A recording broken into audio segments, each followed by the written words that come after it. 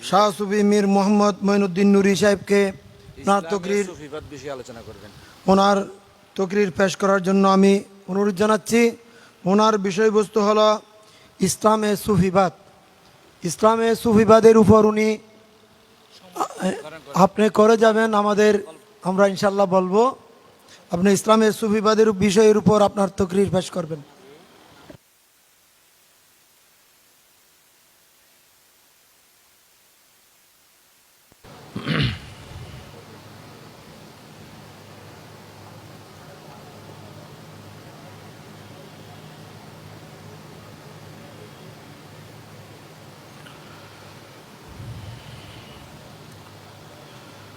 السلام عليكم ورحمة الله تعالى وبركاته. الحمد لله رب العالمين، والصلاة والسلام على سيدنا ونبينا وشفيعنا وحبيبنا وطبيب قلوبنا محمد بن عبد الله بن عبد المطلب جد الحسن والحسين وعلى آله وصحابه أجمعين. قال الله تعالى عز وجل في قرآن مجيد: إن الله وملائكته يصلون على النبي يا أيها الذين آمنوا صلوا عليه وسلموا تسليما. صلى الله على وعليه وصحبه وسلم. اللهم صل على سيدنا مولانا محمد وعلى آل سيدنا. از شراب غوث اعظم گلشن گلزار مست، از شراب غوث اعظم گلشن گلزار مست. آب مست باد مست آگ مست خاک مست. اللهم صل على سيدنا مولانا محمد وعلى آل سيدنا. मरहबा महबूब सुबहानी वे सरापा नूर नूर, महफिल इरफान मस्त औद मस्त चंग मस्त. अल्लाहुम्मा सल्ले अला सय्यदिना मौलाना मुहम्मद वअला आलि सय्यदिना मौलाना मुहम्मद. बिस्मिल्लाहिर रहमानिर रहीम.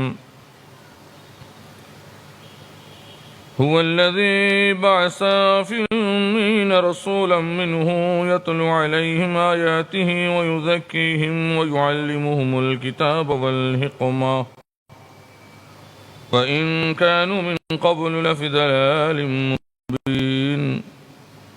सदक़ल्लाहुल अज़ीम व सदक़ रसूलुहुल करीम. मौलाया सल्लि व सल्लिम दाइमन अबदन अला हबीबिका खैरि खल्क़ि कुल्लिहिम. আল্লাহ তাআলা রব্বুল আলামিনের দরবারে শুকরিয়া। মহান রব্বুল আলামিন আজকে আমাদের প্রত্যেককেই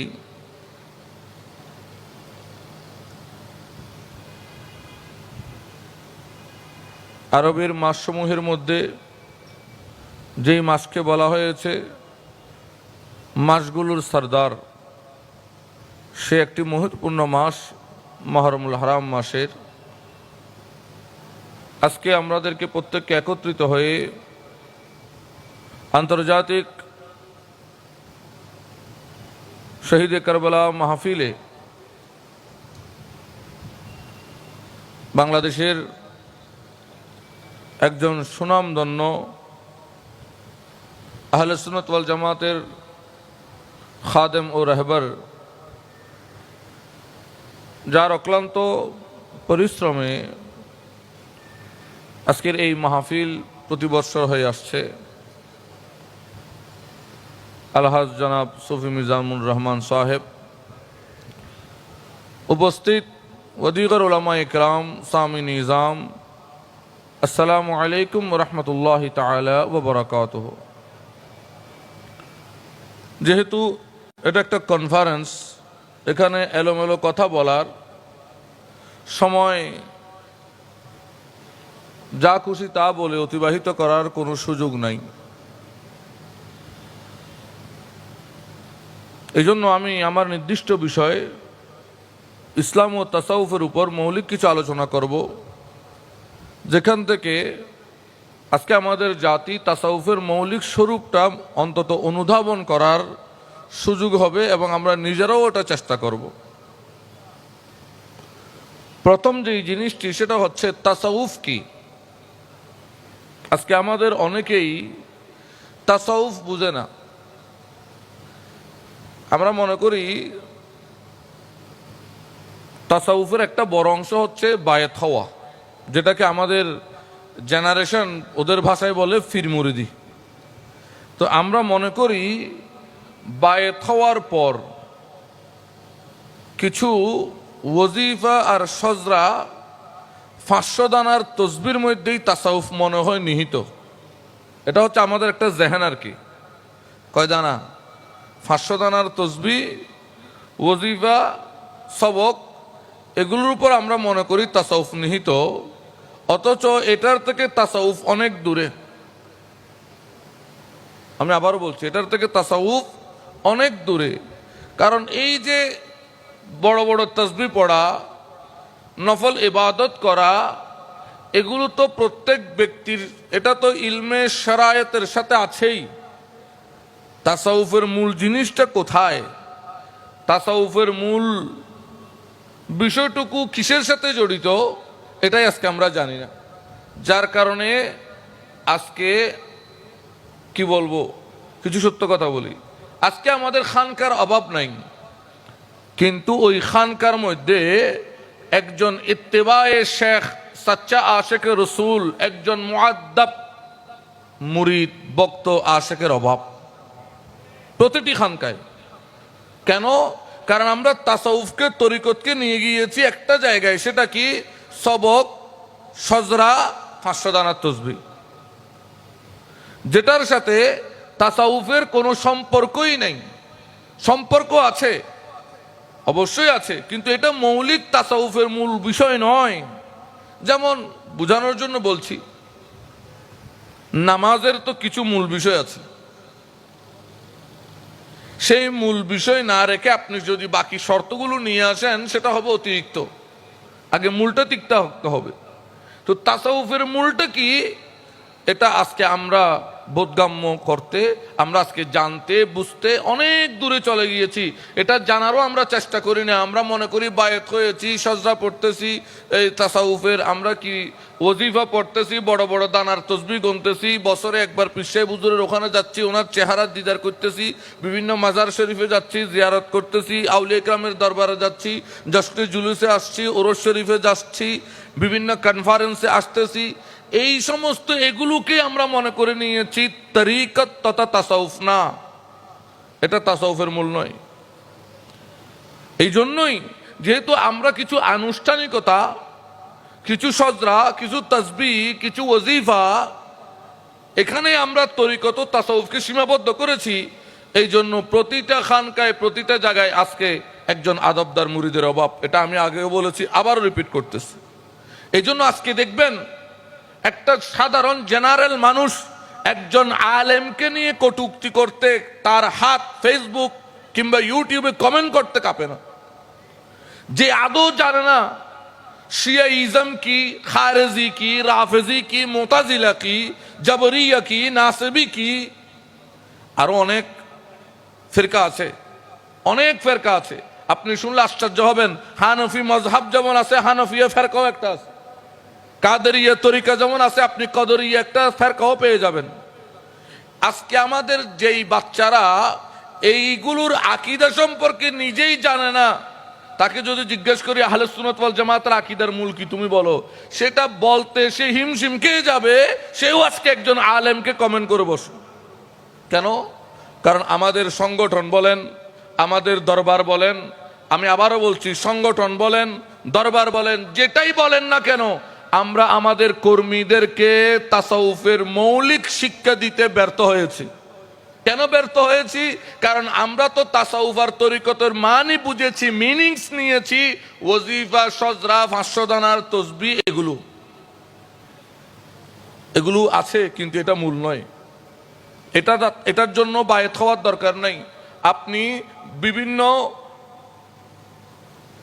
দোয়ায়ে মাসুরার বিভিন্ন বিষয় নিয়ে বিভিন্ন হাদিসের গ্রন্থ আছে, আপনি সেখান থেকেও তো এই কোন ওয়াক্তে কোন দোয়া পড়বেন, কখন কি দোয়া পড়তে হয়, কোন কিসের জন্য কি দোয়া পড়বেন পাই যাচ্ছেন তো আপনি। তাহলে মূলত তাসাউফটা কি, মৌলিক তাসাউফ কি, এটা আমি আমার থেকে নয়, আমি জগৎ বিখ্যাত তাসাউফের জন্য, সুফিয়ায়ে কেরামের জন্য একটা বড় গ্রহণযোগ্য কিতাব, এটা হচ্ছে ইমাম ইসফাহানি রহমাহুল্লাহর হিল্লিয়াতুল আউলিয়া তাবকাতুল আসফিয়া। আমি এখান থেকে তাসাউফ কাকে বলে সেই ব্যাপারে আমি আপনাদেরকে একটা বর্ণনা শোনাচ্ছি, একটু মনোযোগ দেন। সালাত জুনাইদ আন তাসাউফ, হযরতে জুনাইদকে তাসাউফ সম্পর্কে জিজ্ঞেস করা হলো। কাকে? হযরতে জুনাইদকে জিজ্ঞেস করা হলো, আচ্ছা জুনাইদকে, তারা তাসাউফের কথা বললে, যাদের কথা না বললে তাসাউফের শিক্ষা আদর্শ অসম্পূর্ণ থেকে যায়। যেমন কেউ যদি মাযহাবের কথা বলে, সেখানে ইমামে আজম, ইমাম শাফি, ইমাম মালিক, ইমাম আহমদ ইবনে হাম্বলের জিকির না করলে, তাহলে বুঝে যাচ্ছে সে মাযহাবের জিকিরই করলো না। ঠিক অনুরূপ হযরতে জুনায়েদ বাগদাদি, হযরতে সিররি সখতি, এ ধরনের কিছু মাশায়েখ কেরাম আছে, হাবিবে আজমি সহ, যাদের আলোচনা ও জিকির না করলে তাসাউফ ফোনটাই অসম্পূর্ণ থেকে যায়। হযরতে জুনায়েদকে প্রশ্ন করা হলো আনি তাসাউফ কি, এই ব্যাপারে। তো উনি কি বলছেন একটু মনোযোগ দেন। উনি বলছেন আল খুরুজু আন কুল্লি খালকান দানিয়ান, তাসাউফ হচ্ছে আল খুরুজু আন কুল্লি খালকান দানিয়ান, তুমি সমস্ত দ্বীনি মামলাতগুলোতে, সমস্ত পার্থিব চরিত্রগুলোর যে মন্দ দিক, এগুলোকে পরিত্যাগ করবে। তাসাউফ হচ্ছে দুনিয়ার যত পার্থিব চরিত্র আছে, পার্থিব জগতের যে চরিত্রগুলো আছে, এগুলোকে তুমি ত্যাগ করবে। তাহলে বুঝা যাচ্ছে তাসাউফ কি গীবত না করা, তাসাউফ কি মিথ্যা কথা না বলা, তাসাউফ কি হিংসা না করা, তাসাউফ কি লোভ না করা, তাসাউফ কি পরসমালোচনা না করা, কারো পদলেহন না করা। আমি বুঝাতে পারছি আপনাদেরকে, কারণ এই বিষয়গুলো কলবের সাথে জড়িত, এই বিষয়গুলো কলবের সাথে জড়িত। নামাজ, রোজা, হজ, যাকাত, এগুলো ইলমে ফিকহ, নামাজ, রোজা, হজ, যাকাত ইলমে ফিকহ, এগুলো শরায়তের সাথে জড়িত। কিন্তু তাসাউফ যেটা আমার অন্তরের মধ্যে পরিশুদ্ধিতা করে, যেটা আমার নফসকে নিয়ন্ত্রণের দিকে নিয়ে আসে। আর ইমাম জুনায়েদ বলছেন তাসাউফ হচ্ছে দুনিয়ার পার্থিব চরিত্রগুলো থেকে বেঁচে থাকার নাম। এখন একটু চিন্তা করি আমরা এটা পেরেছি কিনা, একটু কিছুক্ষণ চিন্তা করি আমরা আদৌ পেরেছি কিনা যে পার্থিব এই চরিত্রগুলো থেকে নিজেকে মুক্ত রাখতে। যদি না পারেন তাহলে আপনি মুরিদ হয়েছেন মুরাদের, আপনার পীরের নয়। কারণ ইমাম কুশাইরি রহমাহুল্লাহ মুরিদের একটা সংজ্ঞা দিচ্ছেন, মুরিদ কাকে বলে। তো উনি বলছেন মুরিদ বলে লাইসা মুরাদা লাহু, যার কাছে কোনো মুরাদ নাই, যার কাছে কোনো মুরাদ নাই, যে কোনো পার্থিব উদ্দেশ্য নিয়ে আসে না, তার আসার সকল বিশ্বের সমস্ত বিশ্বে যত দরবার, যত সিলসিলা, যত কোটি কোটি পীর, লক্ষ হাজার কোটি মুরিদ আছে, সবার বায়াত হওয়ার উদ্দেশ্য একটাই, দুটাও নয়। সেটা কি? আল্লাহ রসুলকে সন্তুষ্টি করব, আল্লাহ রসুলকে অর্জন করব। এখানে আর কোনো উদ্দেশ্য নাই, মৌলিক উদ্দেশ্য একটাই। তো যেহেতু মূল উদ্দেশ্য একটাই, আর কোনো উদ্দেশ্যই নাই, এই জন্য ইমাম কুশাইরি রহমাহুল্লাহ বলছেন মুরিদ কাকে বলে? লাইসা মুরাদ আলাহু, যার কোনো উদ্দেশ্য নাই, অর্থাৎ পার্থিব কোনো উদ্দেশ্য নাই। যেটা ইমাম জুনায়েদ বাগদাদি বলছেন যে তাসাউফ হচ্ছে দুনিয়ার পার্থিব জগতের চারিত্রিক বিষয়গুলোকে ত্যাগ করার নাম। আরেকটু মনোযোগ দেই। এখন এটা তো ইমাম জুনায়েদ বলছেন, এই কিতাবের যিনি সংকলক হিলিয়াতুল আউলিয়া তাবকাতুল আসফিয়া, ইমাম ইসফাহানি রহমাহুল্লাহ, ইমাম ইসফাহানি রহমাহুল্লাহ উনি নিজেই তাসাউফের একটা সংজ্ঞা দিচ্ছেন। কে? ইমাম ইসফাহানি রহমাহুল্লাহ উনি নিজেই তাসাউফের একটা সংজ্ঞা দিচ্ছেন। উনি কি বলছেন দেখেন, উনি বলছেন ওয়াকাদ কিলা ইন্নাত তাসাউফু ইন্নাত তাসাউফা সুকুনা ইলাল লাহিবি ফিল হানিনা ইলাল হাবিব। আবার বলছে, একটু মনোযোগ দেন। হযরতে ইমাম ইসফাহানি রহমাহুল্লাহ উনি তাসাউফের সংজ্ঞা দিচ্ছেন ওয়াকাদ কিলা, আমাদেরকে আমাদের শেখরা বলেছেন। অবশ্যই এর আগে কলা শেখ রহমাহুল্লাহ আছে, তো উনি বলছেন, কি বলেছেন? তাসাউফটা কি? ইন্নাত তাসাউফা সুকুনা ইলাল লাহিব ফিল হানিনি ইলাল হাবিব। তাসাউফ হচ্ছে এমন একটা বিষয়ের নাম যেটা প্রিয়সীর প্রেমের আকাঙ্ক্ষায় অগ্নিশিখাকেও নিজের প্রশান্তি মনে করে। আমি আবার বলছি, যে তাসাউফ হচ্ছে এমন এক বিষয়ের নাম যেটা আপনার প্রিয়সীর প্রেমের আকাঙ্ক্ষায় অগ্নিশিখাকেও সে প্রশান্তি মনে করে। এখন ইমাম ইসফাহানির এই সংজ্ঞা থেকে বুঝে নিয়েছি কেন মনসুর হাল্লাস ওই শুলির উপরেও নিজে হেসেছিলেন।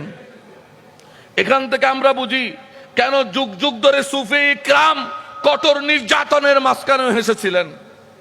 এখান থেকে আমরা বুঝি কেন এত অত্যাচার, এত নিপীড়নের মাঝখানে থেকেও কারবাল্লার সেই প্রান্তরে 3 দিন সমস্ত পরিবারকে নিয়ে উপস্থিত থেকেও সৈয়দুস শুহাদা ইমামে আলী মাকামের মুখে হাসি ছিল।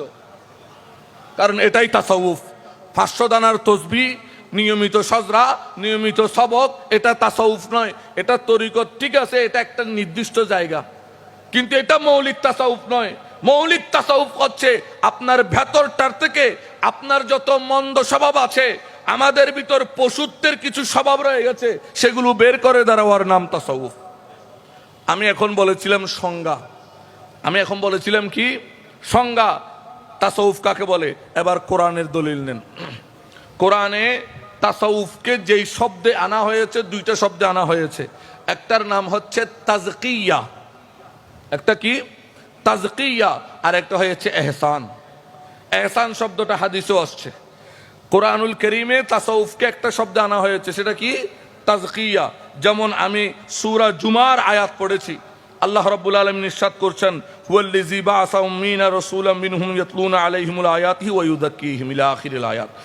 আমি এমন একজন রাসূল তোমাদের জন্য প্রেরণ করেছি, যিনি তোমাদেরকে কিতাব তেলাওয়াত করে শোনাবেন, ওয়া ইউযাক্কিহিম, এবং তোমাদেরকে পবিত্র করবেন, তোমাদেরকে পবিত্র করবেন। এই যে পবিত্রতা করবে কোথায়? এই পবিত্র করার অর্থ কি এটা যে আমাকে পানি দিয়ে গোসল করিয়ে দেওয়া হবে? এটা তো শারীরিক পবিত্রতা নয়, এটা আত্মার পবিত্রতার কথা বলছে। ভেতরের থেকে আমাদের মধ্যে যে পশুত্ব সুলভ কতগুলো বিষয় আছে, যেমন হিংসা করা, লোভ করা, পরের পিছনে লাগি থাকা, মিথ্যা কথা বলা, অপবাদ রটানো, হিংসা করা, নিন্দা করা, গীবত করা, সন্দেহ করা, এই যে বিষয়গুলো আছে, এই সমস্ত বিষয়গুলো হচ্ছে পশুর স্বভাব। আমি একটা ছোট্ট কথা বলি, তাহলেই বুঝবেন। একটা ছোট্ট কথা বলবো। আমার সৌভাগ্য হয়েছে, আল্লাহর কাছে লাখো কোটি শুকরিয়া, হযরতে কুতুবউদ্দিন বখতিয়ার খাকি রহমতুল্লাহ আলাইহির একটা হাতের নুসখা পাঞ্জাবে দেখার। তো কুতুবউদ্দিন বাবা বখতিয়ার খাকির হাতের নুসখা একটা পাঞ্জাবে, ওনার নুসখা একটা চিঠি দেখেছি আমি, যেই চিঠির মধ্যে, এটা পাঞ্জাব মিউজিয়ামে আছে, যেই চিঠির মধ্যে উনি লিখতেছেন বাবা কুতুবুদ্দিন মেহরবলি বখতিয়ার খাকি রহমতুল্লাহ আলাইহি কি লিখতেছেন একটু মনোযোগ দেন। বলে পশুর মধ্যে যত ভালো গুণ আছে ধারণ করো, পশুর মধ্যে যত মন্দ স্বভাব আছে তোমার মধ্যে থাকলে বের করে দাও, তুমি ইনসানে কামেল হয়ে গেছো। বুঝেন নাই? কুকুর প্রভুভক্ত, আপনি আপনার মধ্যে এটা ধারণ করেন। কিন্তু কুকুর লোক দেখাইয়ে মিলনের সঙ্গমে ব্যস্ত, এবং কুকুর নির্লজ্জ, কুকুর লুবি। আপনি এই মন্দ বিষয়গুলো বের করে দেন। আমি বুঝাতে পারছি? এইভাবে ঘোড়া, এভাবে বিড়াল, প্রত্যেকটা প্রাণীর একটা একটা ভালো ভালো গুণ আছে। সেই গুণগুলোকে আপনি অ্যানালাইসিস করে নিজের মধ্যে ধারণ করেন। আর যত রকম মন্দ আপনার মধ্যে আছে, যেগুলো পশুর মধ্যে আছে, সেগুলোকে বের করে দেন, তাহলে আপনি ইনসানে কামেল হয়ে গেছেন। এটাই হচ্ছে তাসাউফের মূল কথা। এটাই হচ্ছে তাসাউফের মূল কথা। এখন কোরআনুল কারীমে বলছেন সূরা জুমার 2 নম্বর আয়াতে, আল্লাহ আমার নবীকে যা যা দিয়ে পাঠিয়েছেন তার মধ্যে একটা বিষয় হচ্ছে পবিত্র করা। পবিত্র তো কিভাবে করবেন? নসিহতের মাধ্যমে, নজরের মাধ্যমে, দোয়ার মাধ্যমে, হুজুরে পাক সাহেবুল আওলাক সাল্লাল্লাহু আলাইহি ওয়াসাল্লামের ইশকের ফয়েজের মাধ্যমে। কিসের ফয়েজ? ইশকের ফয়েজ। এগুলো তো আমরা জানি না। বর্তমান জেনারেশন আমরা তাসাউফকে শুধুমাত্র নিয়ে গেছি একটা কাঠামোর মধ্যে, সজরা, ওজিফা, খতম, 500 দানার তসবিহ। আমার কথা অনেকের কাছে বিরক্ত মনে হবে। এখানে একটা কাঠামো দাঁড় করাইছি। ফয়েজ কাকে বলে? এই যে তওবার একটা ফয়েজ আছে, মুরিদকে বসে চোখ বন্ধ করে চিন্তা করতে হবে, আমার কলাব আমার মুর্শিদের দিকে মোতাওয়াজ্জা, ওনার কলাব ওনার ফিরের দিকে, এইভাবে রসুলের দিকে। এরপর রসুলের পাকের কলাব থেকে আমার কলবের মধ্যে তওবার ফয়েজ আসতেছে।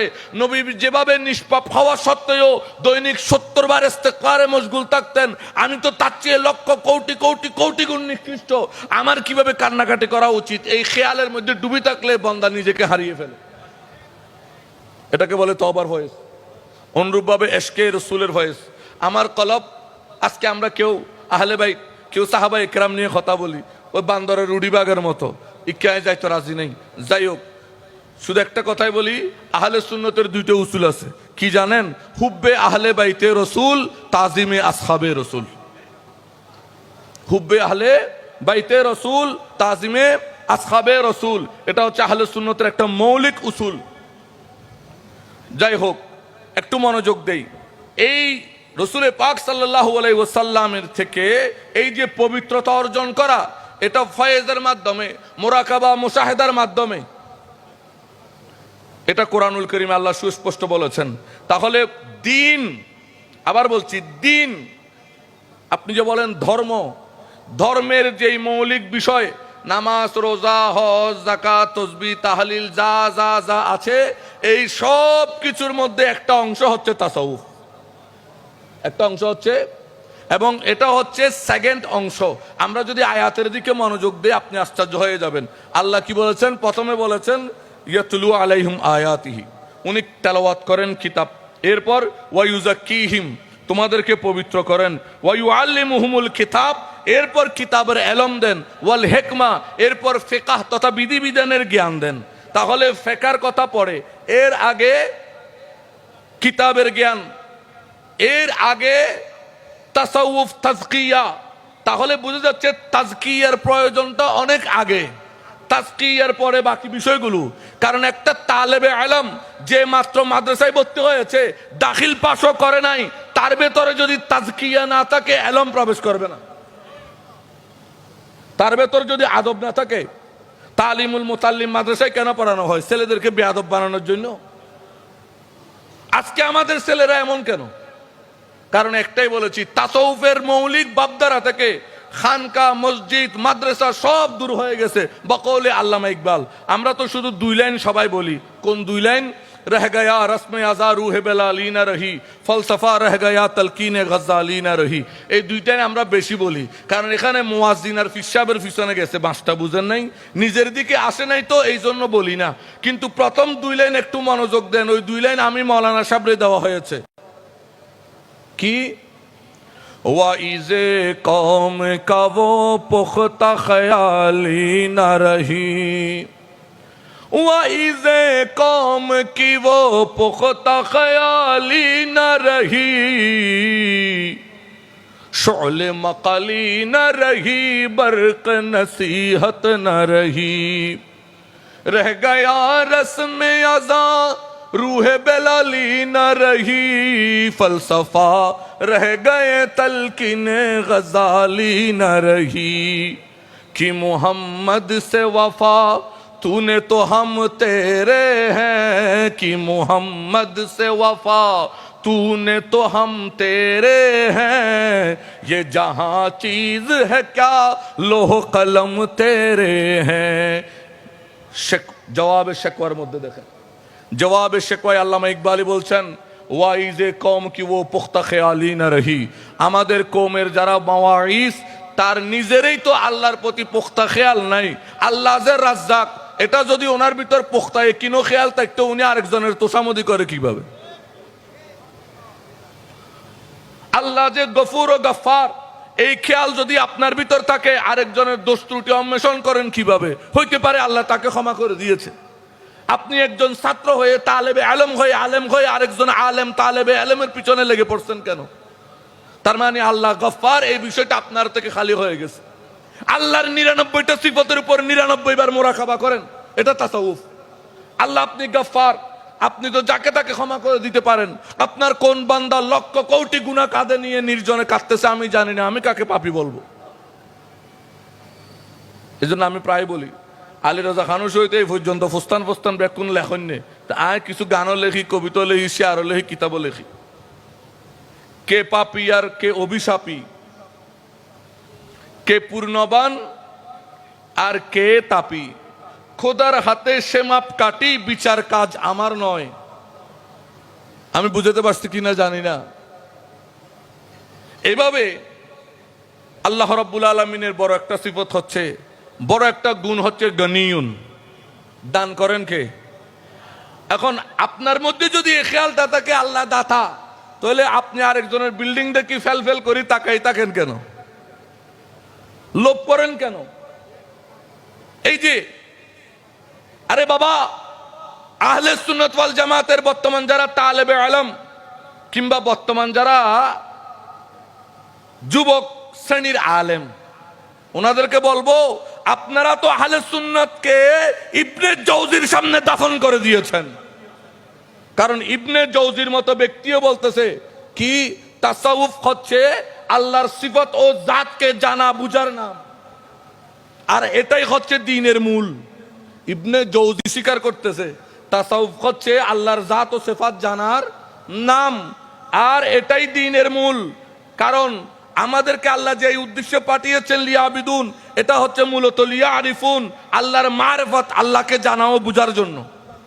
তো আমরা যদি আল্লাহকে জানিও বুঝি, আল্লাহর ৯৯টা সিফতকেই যদি বন্দা বুঝে যায়, তাহলে বন্দার মধ্যে আর কিছু থাকে না।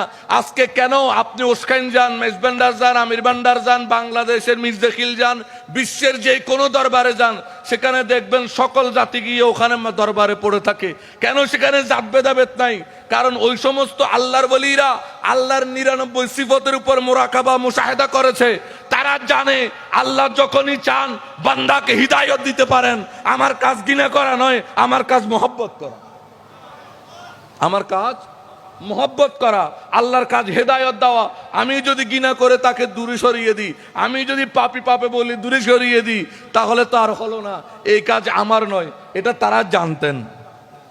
তাহলে কোরআনুল কারীমে যদি দেখি, আল্লাহ প্রথমে তাজকিয়ার কথা বলেছেন, এরপরে বলেছেন কিতাবের ইলমের কথা, এরপরে বলেছেন হিকমতের কথা সূরা জুমা, এরপরে আসেন অনুরূপভাবে সূরা বাকারার 151 নম্বর আয়াত। একই কথা আল্লাহ আবার বলছেন, কামা আরসালনা রাসূলাম মিনকুম ইয়াতলু আলাইকুম আয়াতিনা। কোরআনের আয়াত তেলাওয়াত করে, এটা আগেও বলছে, এই আয়াতও বলছে। ঠিক আগের আয়াতে এই তেলাওয়াত করার সাথে সাথে বলেছে তাজকিয়া, আত্মশুদ্ধি করা। এই আয়াতিও তেলাওয়াতের পর আল্লাহ বলছেন ওয়ায়ুযাক্কিকুম, তোমাদেরকে পবিত্র করে। তাহলে বুঝা যায় কোরআন তেলাওয়াতের সাথে তাজকিয়ার একটা সম্পর্ক আছে। কোরআন তেলাওয়াতের সাথে বলেন না তাজকিয়ার একটা সম্পর্ক আছে। তাজকিয়ার একটা সম্পর্ক আছে। এরপর আল্লাহ এই আয়াতে ওয়ায়ুআল্লিমুল কিতাব, কিতাবের কথা, কিতাবের ইলমের কথা, এরপর হিকমতের কথা, এরপর ওয়ায়াল্লামুকুম মা লাম তাকুনু তা'লামুন, যা জানি না এমন জ্ঞান বিজ্ঞানের কথা বলেছেন। এই আয়াতেও দেখা যাচ্ছে আল্লাহ রাব্বুল আলামিন হিকমত, কিতাবের ইলম এগুলোর উপর প্রাধান্য দিয়েছেন তাজকিয়াকে। আরেকটি আয়াত দেখেন, সূরা আলার 14 নম্বর আয়াত, আল্লাহ বলছেন কদ আফলা মান তাযাক্কা,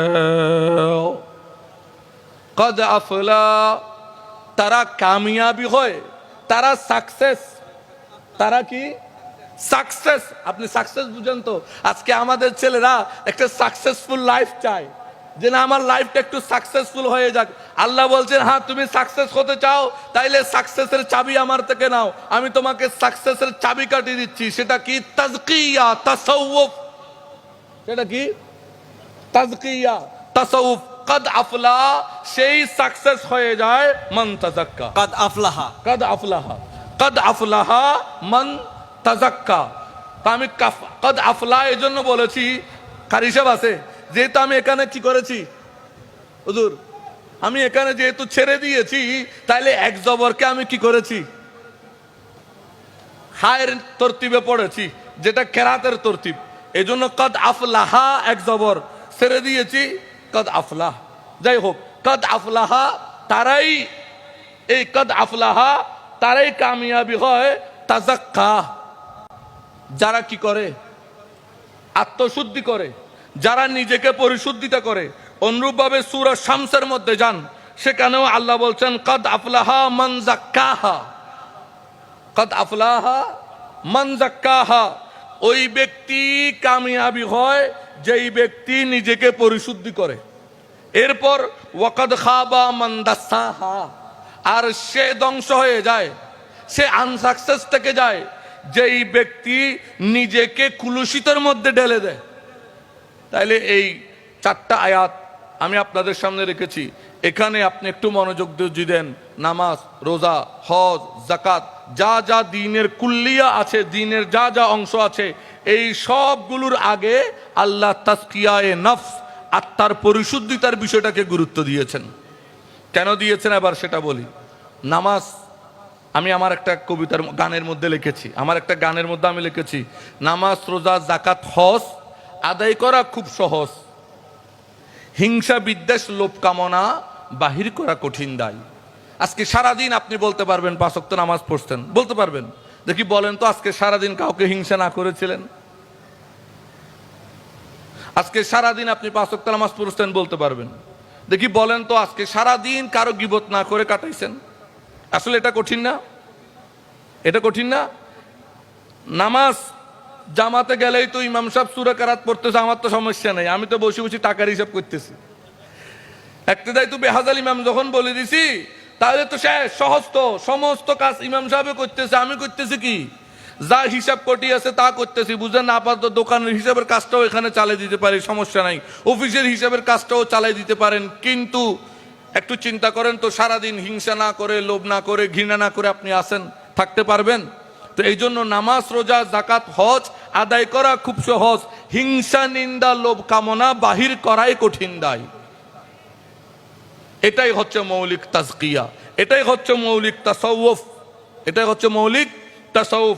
এই কথাটা হাদিসের মধ্যেও আসছে, এই কথাটা হাদিসের মধ্যে আসছে। হাদিসে জিব্রাইল, অনেক লম্বা হাদিস, আমি সংক্ষেপে বলছি। হাদিসে জিব্রাইল, এই হাদিসের মধ্যে দেখা যায় জিব্রাইল আমার নবীজির কাছে আসলেন, বসলেন, প্রশ্ন করলেন ইসলাম কি? নবীজি উত্তর দিলেন কালমায়ে শাহাদাত, নামাজ, রোজা, হজ, যাকাত এটার নাম। ওই যে ইসলামের 5 আরকান, কালমায়ে শাহাদাত, নামাজ, রোজা, হজ, যাকাতের নাম। এরপর বললেন ঈমান কি? ঈমান কি? হুজুরে পাক সাহেবুল আওলাদ সাল্লাল্লাহু আলাইহি ওয়াসাল্লাম বললেন আল্লাহর প্রতি, ফেরেশতার প্রতি, কিতাবের প্রতি, রসুলের প্রতি, তকদীরের প্রতি, পুনরুত্থানের প্রতি বিশ্বাস করার নাম। তাহলে ইসলাম এক জিনিস, ঈমান আরেক জিনিস। কালমায়ে শাহাদাত, নামাজ, রোজা, হজ, যাকাত, এই 5টা পাওয়া গেলে সে মুসলমান। এজন্য কওমি মুসলমান, সালাফি মুসলমান, মুসলমান, মুসলমান, ইমানদার নয়, মুসলমান। কারণ ইমানদার হওয়ার জন্য দ্বিতীয় তালায় যাইতে হবে। কয় তালায়? উপরের তলায় উঠতে হবে, উপরের তলায় যেতে হবে। সেটা কি? আল্লাহর প্রতি, ফেরেশতার প্রতি, কিতাবের প্রতি, রাসূলের প্রতি, তাকদীরের প্রতি, পুনরুত্থানের প্রতি যেভাবে বিশ্বাস আনতে হয়, সঠিকভাবে বিশ্বাস করার নাম ঈমান, ভুলভাবে বিশ্বাস করার নাম মুনাফিক। এটা হচ্ছে দ্বিতীয় তলা। এখন দেখেন, তৃতীয় প্রশ্ন ছিল রাসূল পাক সাল্লাল্লাহু আলাইহি ওয়াসাল্লামের সম্মুখে। তৃতীয় প্রশ্ন ছিল আজানের পেলাম যে এই হাদিসের তৃতীয় অংশে জিবরাইল রাসূল পাক সাহেবুল আওলাক সাল্লাল্লাহু আলাইহি ওয়াসাল্লামকে প্রশ্ন করলেন, ফাখবরনি আনিল ইহসান, হুজুর আমাকে ইহসান কি বলুন। ইহসান কি? আমি আগেই বলেছিলাম যে কোরআনুল করিম ও হাদিসে তাসাউফের একটা নাম আসছে তাজকিয়া আর একটা ইহসান। ইহসান কি বলুন, এটা হচ্ছে মুসলিম শরীফের প্রথম হাদিস। তো আমার দয়াল নবী সাল্লাল্লাহু আলাইহি ওয়াসাল্লাম বললেন, ইহসান কি? আন তা'বুদাল্লাহ কাআন্নাকা তারাহু, এমন ভাবে ইবাদত করো তুমি